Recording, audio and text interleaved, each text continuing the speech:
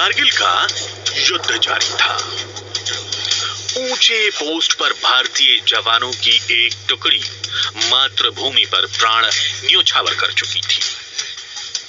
शहीद जवानों के शरीर में भी पाकिस्तानी गोली मार मार कर जांच रहे थे कि कहीं कोई जिंदा तो नहीं।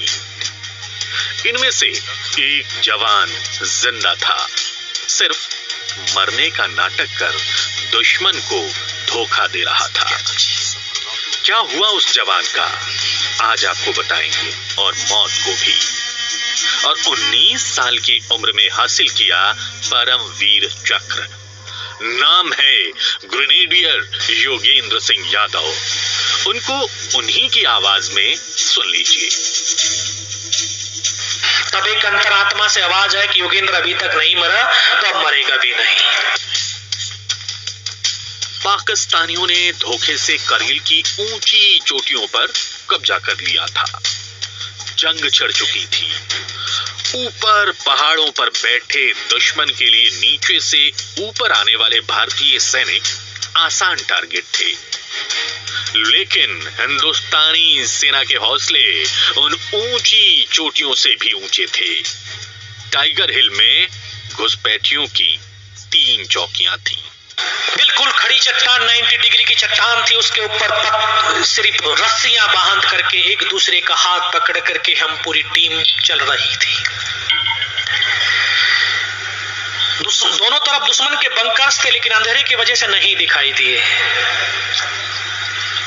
लेकिन जब व्यक्ति चलेगा तो आवाज भी होगी, पत्थर भी फिसलेंगे, उनकी भी आवाज होगी। उसी आवाज के तहत पाकिस्तान के दोनों बंकर्स ने इस तरह से फायरिंग खोल दिया। जो हमारी टुकड़ी का रास्ता था वो कट ऑफ हो गया। केवल हम 7 जवान तब तक चढ़ चुके थे जब तक उनका फायरिंग शुरू हुआ। इस स्टेज की बराबर प्लेन स्पेस, सामने दुश्मन के 2 बंकर्स। हम 7 जवानों ने जाकर के अंधाधुंध फायरिंग किया और दोनों बंकर्स में जितने भी पाकिस्तान के सैनिक थे तमाम को मौत की घाट उतार दिया। पाकिस्तान की तरफ से भीषण गोलीबारी होने लगी। उसके बंकर से ही उसी के खिलाफ ये 7 भारतीय जवानों ने मोर्चा खोल दिया।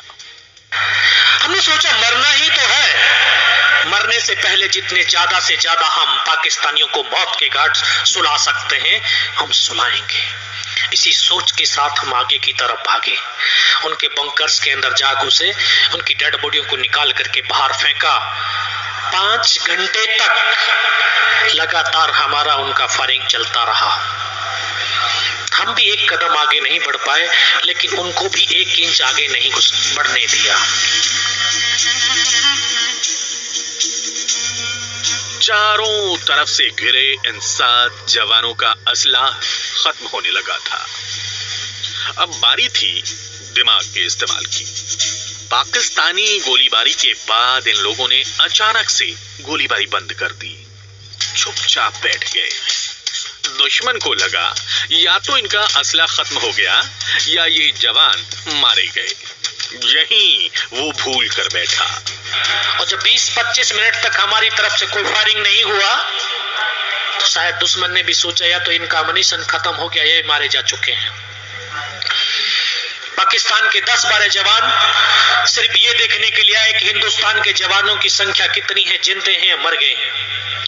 3 अलग अलग पत्थरों के पास हमने आपस में कोऑर्डिनेट किया हुआ था कि जब दुश्मन पत्थरों से निकल करके हमारे सामने आएगा एक साथ फायर खोलेंगे। और जब दुश्मन से निकल करके आया तो एक साथ हमने फायर खोला। उनमें से 1-2 बचा होगा, सबको मौत की नींद सुला दिया।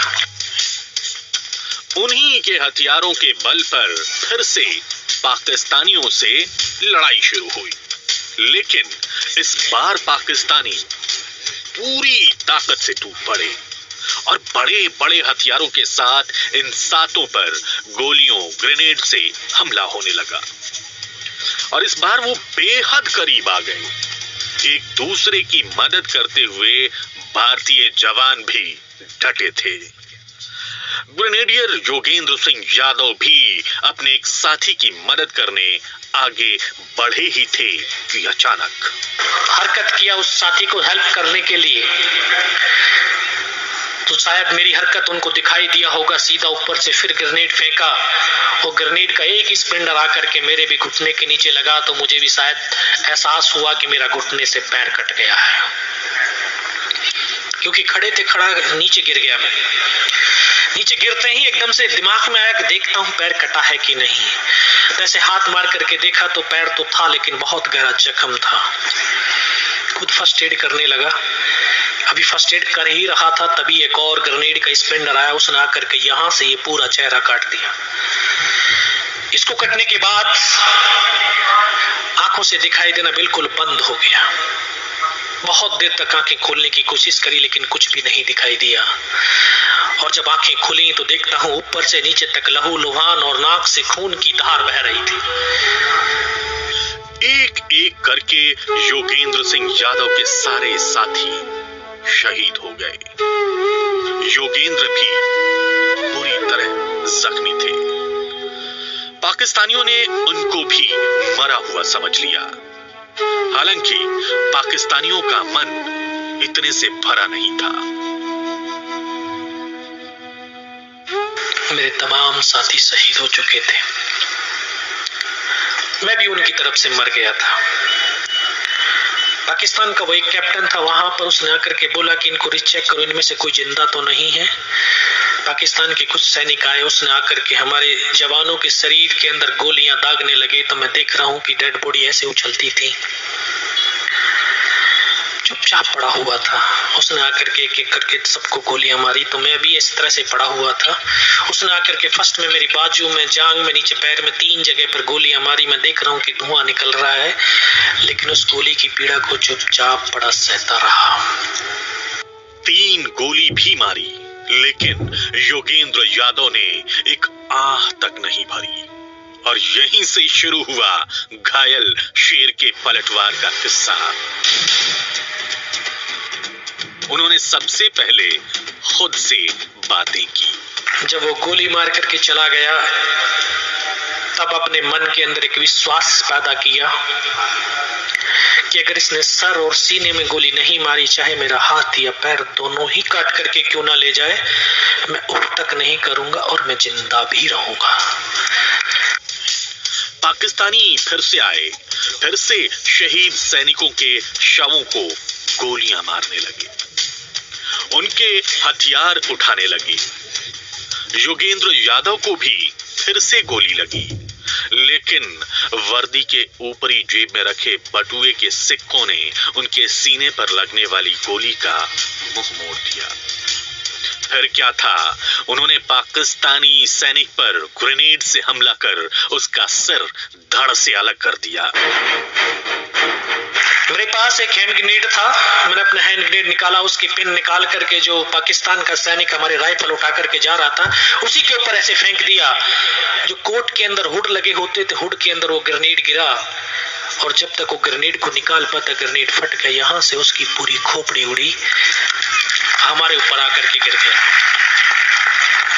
उसके उस ग्रेनेड के धमाके से जो पाकिस्तान के दूसरे सैनिक थे, उनमें एकदम से खलबली मची कि इनमें से कोई जिंदा है। कुछ बोले जिंदा नहीं, नीचे से रीइंफोर्समेंट आ गई है। पाकिस्तानियों को लगा भारतीय सेना मदद के लिए आ पहुंची है। इस बीच बुरी तरह से जख्मी योगेंद्र यादव ने अलग अलग चट्टानों से छिपकर गोलियां चलानी शुरू कर दी। अब पाकिस्तानियों को यकीन हो गया कि भारतीय सेना मदद के लिए आ चुकी है। मैंने बिना पल गवाए हुए पाकिस्तान के उस सैनिक की राइफल को उठाने के लिए दोनों हाथ बढ़ाए, लेकिन ये हाथ तो हिला ही नहीं।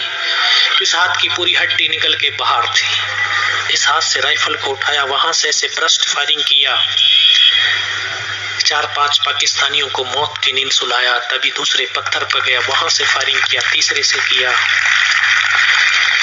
जब 3-4 जगह से फायरिंग किया तो उनको लगा कि नीचे से हिंदुस्तान की फौज की रीइंफोर्समेंट आ गई है।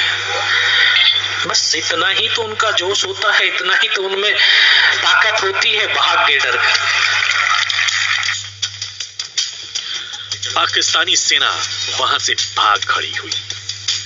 अब योगेंद्र यादव ने रेंगते हुए सारे पाकिस्तानी पोजीशनिंग और उनके बाकी बचे कैंप की जानकारियां इकट्ठा की और किसी तरह उखड़ती सांसों को समेटे अपने साथियों तक पहुंचे। उनकी सारी जानकारियां दी। भारतीय फौज ने उसी रात टाइगर हिल पर हमला किया और वहां तिरंगा झंडा लहरा दिया।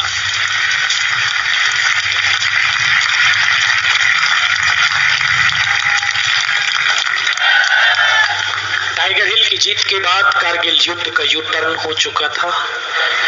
मुझे भी base hospital Delhi cantt refer कर दिया गया और 16 महीने के ट्रीटमेंट के बाद मैं वापस आज भारतीय सेना में सेवारत हूं।